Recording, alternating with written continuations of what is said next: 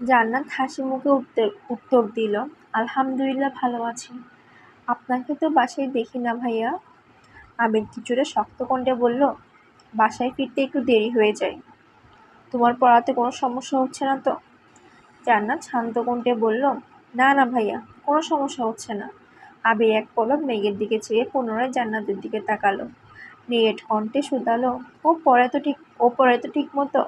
জান্নাত এবার মেঘের দিকে চেয়ে হাসি মুখে বলল, হ্যাঁ ভাইয়া, মেঘ অনেক মনোযোগী এবং খুব মেধাবী, আপনি চিন্তা করবেন না প্লিজ। আবির ছোট্ট করে শুধালো, খেয়েছো কিছু? বাসার বসাও, খাবার খেয়ে যেও। জান্নাত তৎক্ষণাৎ বললেন, নাস্তা করেছি ভাইয়া, আর কিছু খাবো না, আসি তাহলে আজ। ওদের কথোপকথন শোনার জন্য মেঘ কিছুটা হেঁটে সামনের দিকে এগিয়ে আসলো।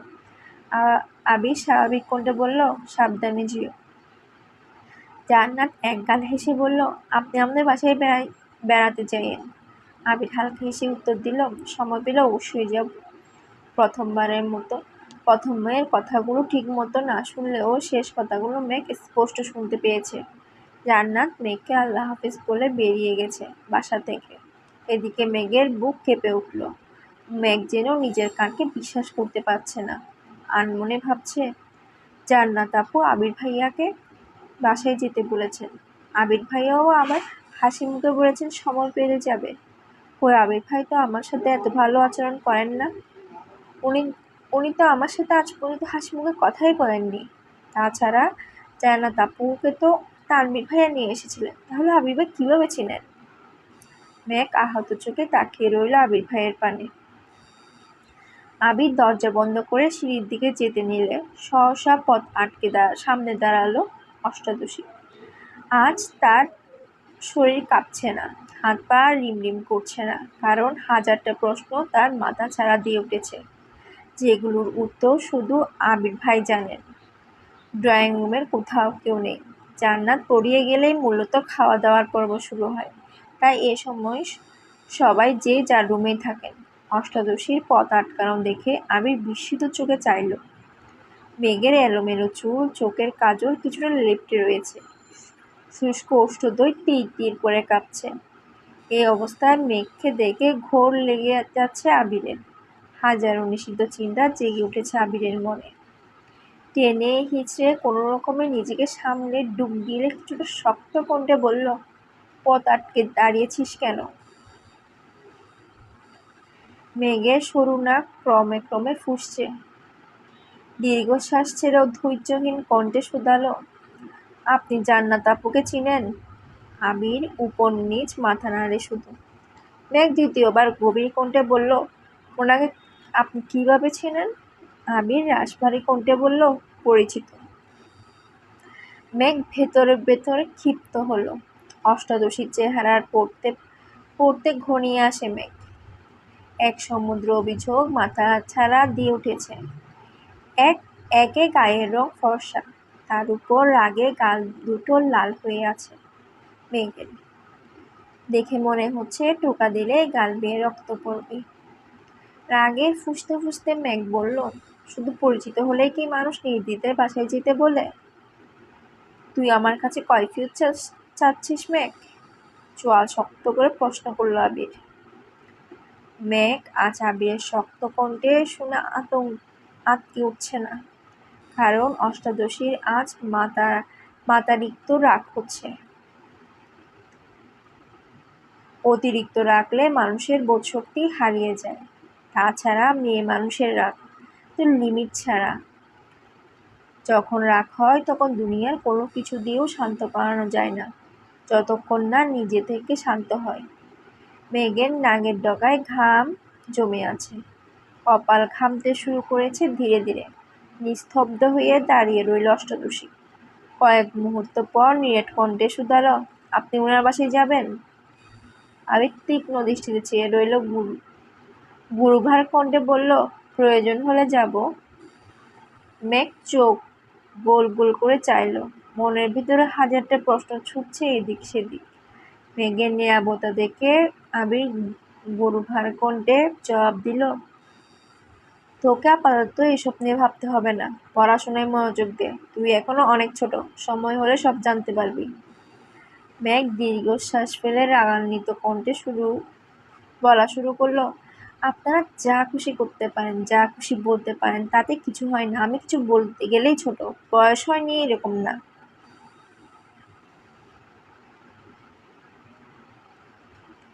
আবির দাঁতের দাঁত চেপে গভীর কণ্ঠে বলল, মেঘ, আস্তে কথা বল, বাড়ির মানুষ শুনবে। তাছাড়া জান্নাতের ব্যাপারে আমি আপাতত কোনো কথা বলতে চাচ্ছি না। মেঘ রাগে ফুঁসতে ফুঁসতে বলল, তা কেন বলবেন? আপনার যত রাগ আর তেজ তো শুধু আমার উপরেই দেখান। কোথাকার কোন রাস্তার মেয়ের জন্য আপনার এত দরদ? আবিরের চোখ লাল হয়ে গেছে, দাঁত কটমট করছে, কণ্ঠ ৩ গুণ ভার করে ধমকে উঠল, জান্নাত কোথাকার কোনো মেয়ে না, ওকে সম্মান দিয়ে কথা বলবি। ফার্দার যদি তাকে রাস্তার মেয়ে বলিস তাহলে এর ফল ভালো হবে না, বলে রাখলাম। তৎক্ষণাৎ মেঘের অভিব্যক্তি বদলে গেল। সহসা মনে পড়ে গেল আবির ভাইয়ের ফোনে দেখা ওয়ালপেপারের ছবিটির কথা। তার মানে কি আবির ভাইয়ের প্রিয়ত?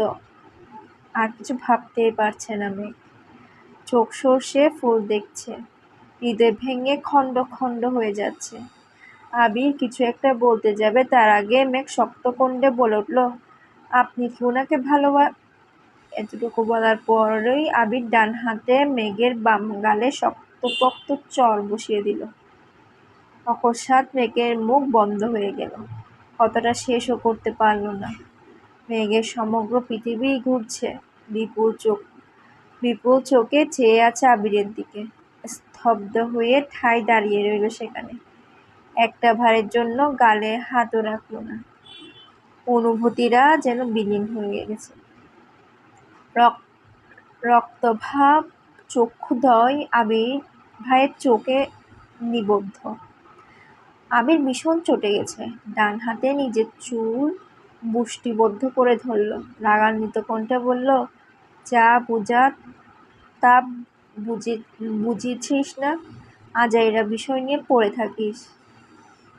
যা বুঝা তা বুঝিস না, আজাইরা বিষয় নিয়েই পড়ে থাকিস। মেঘ নির্বাক চোখে তাকিয়ে আছে আবির ভাইয়ের দিকে। আবিরের সঙ্গে সঙ্গে পা পিছিয়ে ঘুরে গেল, দরজার পাশের দেয়ালে সবেগে ঘুষি বসিয়ে দিল। তা দেখে কেঁপে ওঠে অষ্টাদশী। বাম হাত দিয়ে মেন গেট খুলে বেরিয়ে গেল বাসা থেকে। মেঘ ঠায় দাঁড়িয়ে আছে সেখানে। দীর্ঘ সময় পর চোখ বেয়ে গড়িয়ে পড়ে 2 ফোঁটা অশ্রু। ততক্ষণে মালিহা খান বেরিয়ে আসলেন রুম থেকে। মালিহা মেঘকে দরজার মুখে দাঁড়িয়ে থাকতে দেখে প্রশ্ন করলেন, কি রে, এবার দাঁড়িয়ে আছিস কেন? ক্ষুধা লাগছে? মেঘ কিছুটা নড়ে উঠল, বড় আম্মুর দিকে না ঘুরে শীতল কণ্ঠে বলল, না। তারপর পড়ার রুম থেকে বইগুলো নিয়ে সিঁড়ি দিয়ে উঠতে লাগলো। আকলিমা খান মেঘকে যেতে দেখে ডাকলেন, মেঘ, খাবি না? মেঘ গভীর স্বরে বলল, ক্ষুধা নেই। মেঘ রুমে এসে হাতের বই খাতাগুলো ছুঁড়ে ফেলে দেয় বিছানায়। তারপর দরজা আটকে নিজেও বিছানায় লুটিয়ে পড়ে। মেঘের বুক ভেঙে আসে আকাশ সম কষ্টে। চোখ বেয়ে অনর্গল নোনা জল গড়িয়ে পড়ছে। নিজেকে সান্ত্বনা দেওয়ার কোনো ভাষাই নেই অষ্টাদশীর। যে আবির ভাইয়ের থাপ্পড়ের ভয়ে গত 1টা মাস আবির ভাইয়ের চোখে চোখ রেখে কথা বলেনি, আবির ভাই যা বলেছে চুপচাপ মেনে নিয়েছে। আবির ভাই নিজের রাগ, জেদ আর অভিমান আবির ভাইয়ের পদতলে চাপা দিয়ে দিয়েছিল। সে আবির ভাই কিনা 1 মাস হওয়ার আগে তাকে থাপ্পড় মারল, তাও আবার কোথাকার কোনো মেয়ের জন্য। এত শক্তপোক্ত চোরে এমন মুখের বাম পাশে ব্যথা করছে মেঘের। শোয়া থেকে উঠে আয়নার সামনে দাঁড়ালো। বাম গালে 5 আঙ্গুলের দাগ হয়ে গেছে, রক্তবর্ণে সে পাংশু। নিজের বিধ্বস্ত দৃষ্টতা দেখে আঁতকে ওঠে মেঘ। মুখমণ্ডলের ন্যায় অষ্টাদশীর কোমল হৃদয়টাকেও চূর্ণ বিচূর্ণ করে ফেলেছে অনুভূতিহীন কাঠখোট্টা আবির ভাই। মেঘ আয়নার দিকে তাকিয়ে রইল কয়েক মুহূর্ত। আর মনে কি ভাবছি কে জানে। যে অষ্টাদশীর মনটাকে কাচের ভাঙা গ্লাসের মতো হাজারো টুকরোতে পরিণত করেছে, কোথায় সে দুরূহ পুরুষ? আবির বাসা থেকে বেরিয়ে বাইক স্টার্ট দিল। কি কাগজ নিতে এসেছিল সেসব ভুলে গেল। স্পিডে বাইক চালিয়ে আসলো নিজের অফিসে। কোনদিকে না তাকিয়ে সোজা নিজের রুমে চলে গেল। কিছুক্ষণ পর রাসেল একজন স্টাফকে জিজ্ঞেস করলো, আবির স্যার কি এখনো আসেনি? স্টাফ সঙ্গে সঙ্গে উত্তর দিল, স্যার তো কিছুক্ষণ আগেই চলে এসেছেন। কি বলো, আবির আসছে অথচ আমায় ফাইল দিল না? চিন্তিত স্বরে বলল রাসেল। তৎক্ষণাৎ হাঁটা দে আবিরের রুমের দিকে। আবিরের রুমের দরজা ধাক্কা দিতেই চোখে পড়ল বিধ্বস্ত রুম। যেন কোনো কিছুক্ষণের মধ্যেই ঘূর্ণিঝড় বয়ে গেছে রুমটার উপর দিয়ে। হেলমেট ভেঙে পড়ে আছে ফ্লোরে। কাগজপত্র ছড়িয়ে ছিটিয়ে পড়ে আছে সম্পূর্ণ রুমে। সেগুলো এলোমেলো উঠছে ফ্যানের বাতাসে। চেয়ারে পড়ে আছে কাত হয়ে। আবিরকে দেখা গেল না। আবিরকে দেখার জন্য রাসেল দরজায় দাঁড়িয়ে উঁকি দিল ভেতরে। জানালার পাশের দেয়ালে আবির অভিতেচ্ছা অনবরত ডান হাতে ঘুষি দিয়েই যাচ্ছে। বিস্ময় চোখে চাইল রাসেল।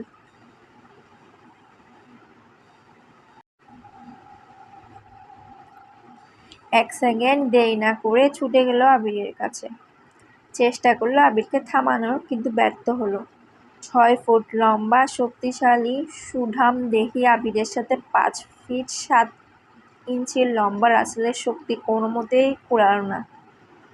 চেষ্টায় ব্যর্থ হওয়ায় দরজা পর্যন্ত দৌড়ে যায় রাসেল আর চিৎকার দিয়ে ডাকে, রাকিব এদিকে আয়। ভয়ঙ্কর সেই পুরুষালী চিৎকারের শব্দে রাকিব সহসা দৌড়ে আসে। সাথে ছুটে আসে অফিসের কিছু স্টাফ আর কিছু কর্মচারী। রাকিব আর রাসেল টেনে হিঁচড়ে আবিরকে দেয়াল থেকে দূরে সরিয়ে আনল। আবিরের চোখে মুখে ক্রোধ স্পষ্ট প্রতীয়মান হচ্ছে। শ্যামবর্ণের মুখবিবর পরিবর্তন হলো গুটগুটে আঁধারে। উস্কো খুস্কো চুলগুলো এলোমেলো হয়ে আছে, ঘামে ভেজা। কপাল লেপ্টে আছে সামনের দিকের চুলগুলো। পরনের সাদা শার্ট ঘামে ভিজে লেপ্টে আছে গায়ের সাথে। রুমে ফুল স্পিড ফ্যান চলছে, সাথে এসি অন থাকা সত্ত্বেও আবিরকে দেখে মনে হচ্ছে সবেমাত্র 40 ডিগ্রি সেলসিয়াস তাপমাত্রায় ফুটবল খেলে এসেছে। রাকিব মাটিতে কাত করা চেয়ারটা এক হাতে তুলে আবিরকে জোর করে বসালো। আবিরের হাতের দিকে চাইল। নিরবচ্ছিন্ন ঘুষির কারণে আঙ্গুলের হাতের কয়েক জায়গায় কেটে রক্ত পড়ছে। রাকিব তৎক্ষণাৎ ঘাড় ঘুরিয়ে তাকালো দেয়ালে। সাদা রঙের দেয়ালের কিছুটা অংশ বেয়ে রক্ত গড়িয়ে পড়ছে ফ্লোরে। রাকিব আঁতকে উঠে এক প্রকার চিৎকার দিয়ে বলল, রাসেল, ফার্স্ট এইড বক্স বের কর তাড়াতাড়ি। আবির এখনো জোর করছে চেয়ার থেকে ওঠা, কিন্তু রাকিব আবিরের পেট বরাবর শক্ত করে ঝাপটে ধরে পৃথার কণ্ঠে আর্তনাদ করে উঠল। তপ্ত স্বরে শুধালো, কি হয়েছে তোর? এমন করছিস কেন আবির? আবির সহসা চিৎকার দিয়ে বলল, ছাড় আমাকে। আবিরের রুষ্ট কণ্ঠের চিৎকারে কিছুটা নড়ে উঠল। রাকিব কিন্তু তারপরও ছাড়ল না। পুনরায় শান্ত কণ্ঠে বলল, কেন পাগলামি করছিস আবির? রাগটা একটু কমা প্লিজ। কি হয়েছে বল আমায়। আবির দ্বিতীয়বার চেয়ার থেকে উঠার চেষ্টা করে, কিন্তু এবার রাকিব আর একটু শক্ত করে আবিরকে চেপে ধরে নিয়ত কণ্ঠে বলল, মাথা ঠান্ডা কর আবির। আবির ব্যর্থ হয়ে বসে পড়ল চেয়ারে। আবিরের রক্তবর্ণের চোখ বেয়ে গড়িয়ে পড়ল ক্রোধ মিশ্রিত এক ফোঁটা জল। রাসেল ফার্স্ট এইড বক্স নিয়ে আসছে। দরজার দাঁড়ানো দু একজন প্রশ্ন করছে, কি হয়েছে স্যার? কি হয়েছে স্যারের? কোনো সমস্যা স্যার? আবির তাদের প্রশ্নে বিরক্ত হয়ে অগ্নি দৃষ্টিতে চাইল। সঙ্গে সঙ্গে নীরব হয়ে গেল জনতা। রাকিব রাসেলের দিক চেয়ে শান্ত কণ্ঠে বলল, তুই সবাইকে নিয়ে ওইদিকে যা, আমি আছি আবিরের কাছে। রাসেল চিন্তিত স্বরে বলল, কোনো প্রয়োজন হলে ডাকিস আমায়। রাকিব শুধু মাথায় দোলাল। রাসেল এক সেকেন্ড দেরি না করে সবাইকে নিয়ে যার যার কাজে চলে গেল। আবির চলন্ত ফ্যানের দিকে মুখ তুলে চেয়ে আছে।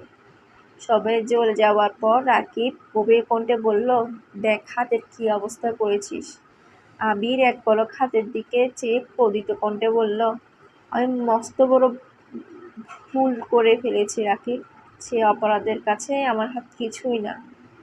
রাকিব কিছুটা চিন্তিত কণ্ঠে বলল, কি হয়েছে, কি করছিস তুই? আবিরের কণ্ঠস্বর ভিজে আসছে। পুনরায় 2 ফোঁটা পানি গড়িয়ে পড়ল গাল বেয়ে। শীতল কণ্ঠে জবাব দিল, আমি একই ভুল পুনরায় করে ফেলছি।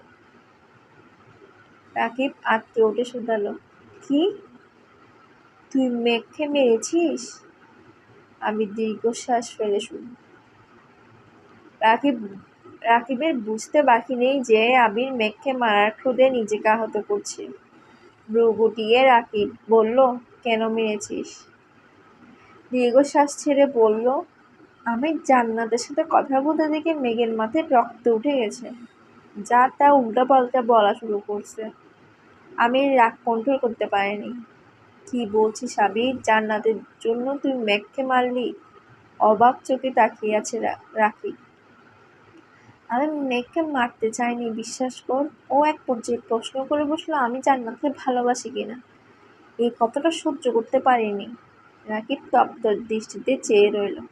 আবির বাম হাত দিয়ে কপাল থেকে চুলগুলো সরিয়ে মনকষ্টে শুধালো, আমি এখন কি করব রাকিব? রাকিব দীর্ঘশ্বাস ফেলছে বারবার। কিছুটা ভেবে বলল, দেখ, এখন তো মেঘ আগের মতো নেই। এখন তো মেঘও তোর প্রতি পসেসিভ। এই জন্যই তো আজকে এভাবে রিয়েক্ট করেছে। আমার মনে হয় না যে এই থাপ্পড়ের জন্য কথা বন্ধ করবে। আবির খড়খড় কণ্ঠে উত্তর দিল, তুই তো জানিস মেঘ খুব জেদি। এটাই আমার একমাত্র ভয়ের কারণ। ও যদি একবার জেদ করে বলে আমার সাথে কথা বলবে না, তাহলে এই জীবনে আর কোনোদিনও কথা বলবে না। রাকিব কপাল গুটিয়ে বলল, বাই দ্য ওয়ে, কয়টা থাপ্পড় দিয়েছিস? আবির তপ্ত স্বরে বলল, একটা। রাকিব স্বাভাবিক কণ্ঠে বলল, তুই চিন্তা করিস না, কিছু হবে না। জান্নাতকে নিয়ে কিছু ভাবছিস? মেঘ কি আর পড়তে চাইবে ওর কাছে? আবির গভীর কণ্ঠে জবাব দিল, 2 দিন পর ওর জন্য টিচার কোথা থেকে খুঁজবো আমি? ওকে জান্নাতের কাছেই পড়তে হবে। রাকিব কোমল কণ্ঠে বলল, আচ্ছা, সেসব পরে দেখা যাবে। এখন চল হাসপাতালে যাই একটু। আবির তীক্ষ্ণ দৃষ্টিতে চেয়ে বলল, হাসপাতালে যাব কেন? রাকিব স্বাভাবিক কণ্ঠে বলল, এতটা কেটেছে, কোনো সমস্যা হলে যদি ডাক্তার দেখালে ভালো হতো না? আবির সংকটজনক স্বরে উত্তর দিল, এটা আমার শাস্তি। রাকিব খুব ভালো করে জানে আবিরকে জোর করলে কোনো লাভ হবে না, তাই আর জোর করেনি। রাকিব চিন্তিত স্বরে বলল, এখন কি বাসায় যাবি? দিয়ে আসবো তোকে? আবির এক পলক তাকালো দেয়ালে লাগানো ঘড়ির দিকে। 10টা বাজছে। গভীর কণ্ঠে জবাব দিল, কি করবো বুঝতে পারছি না। মেঘের মুখোমুখি হওয়ার মতো সাহস পাচ্ছি না আমি।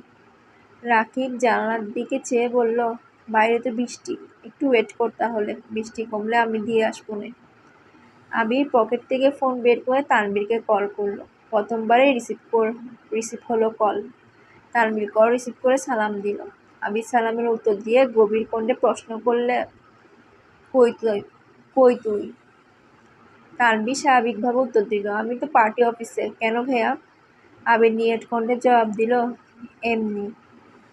তানভীর চিন্তিত স্বরে বলল, কোনো সমস্যা ভাইয়া? তোমার কণ্ঠ এমন শোনাচ্ছে কেন?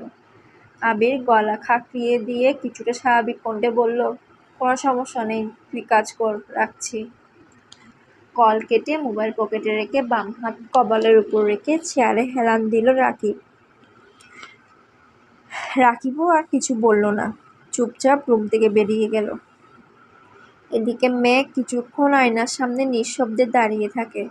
বাহিরে বিদ্যুৎ চমকাচ্ছে, সাথে গুঁড়ি গুঁড়ি বৃষ্টি পড়ছে।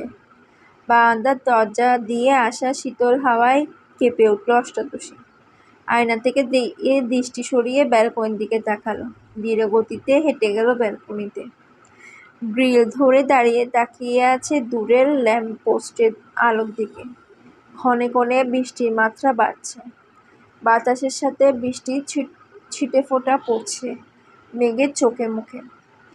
আজ আর হাত বাড়িয়ে বৃষ্টি ছোঁয়ার চেষ্টা করেনি অষ্টাদশী। বেশ কিছুক্ষণ দাঁড়িয়ে রইল ব্যালকনিতে। হঠাৎ ভেতরটা ছটফটিয়ে ওঠে। নিজের ভেতরে থাকা এক আঘাত সম অভিযোগ কাউকে বলতে ইচ্ছে করেছে মেঘের।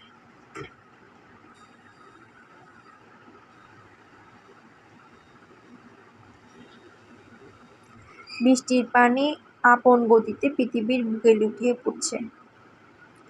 তা দেখে মেঘেরও ইচ্ছে করছে মনের মধ্যে পুষে রাখা চাপা কথাগুলো খোলা আকাশের নিচে দাঁড়িয়ে সৃষ্টিকর্তাকে জানাতে। কষ্ট শেয়ার করলে নাকি মন হালকা হয়।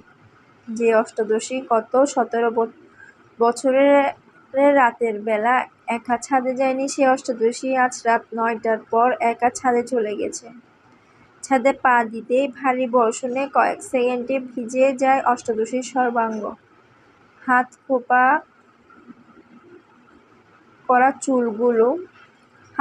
করা চুলগুলো খুলে যায় সহসা। বৃষ্টির পানির তোপে ধীরে ধীরে কোমর ছাড়িয়ে নিচে নামতে থাকে চুল। মেঘ আশেপাশে তাকাচ্ছে। দূর দূরান্তে উঁচু উঁচু বিল্ডিং এর ছাদ থেকে হালকা আলো ভেসে আসছে মেঘের ছাদে।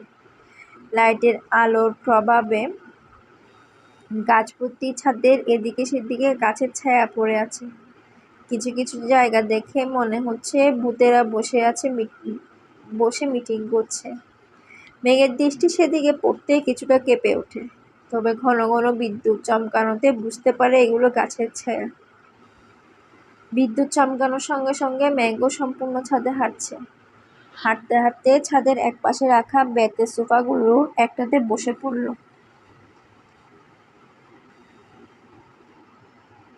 হেলান দিয়ে বসাতে চুলের অর্ধেকটা অংশ ছাদের ফ্লোরে পড়ে আছে। মেঘ আকাশের পানে তাকিয়ে বলা শুরু করলো, আল্লাহ, আমার জীবনে তো হিটলার স্বভাবের ব্যক্তির কোনো অস্তিত্ব ছিল না, তাহলে কেন তুমি ওনাকে আমার সামনে নিয়ে আসলে? এই অনুভূতিহীন মানুষটা কেন আমার জীবনের সাথে জড়িয়েছে? উনি যদি অন্য কাউকে ভালোবাসেন তাহলে আমায় কেন ওনার প্রতি দুর্বল বানিয়েছ? আমি এখন কি করব? একসাথে প্রশ্নগুলো করে কয়েক মুহূর্ত নীরব থাকে। পক্ষীপল্লব বেয়ে অনর্গল নোনা জল গড়িয়ে পড়ছে। তার সাথে বৃষ্টি পানি মিশে কানের নিচ দিয়ে যাচ্ছে আপন গতিতে। বেশ খানিকটা সময় নীরব থেকে শীতল কণ্ঠে শুধালো, আমি কি কখনো কারো প্রিয় হতে পারবো না?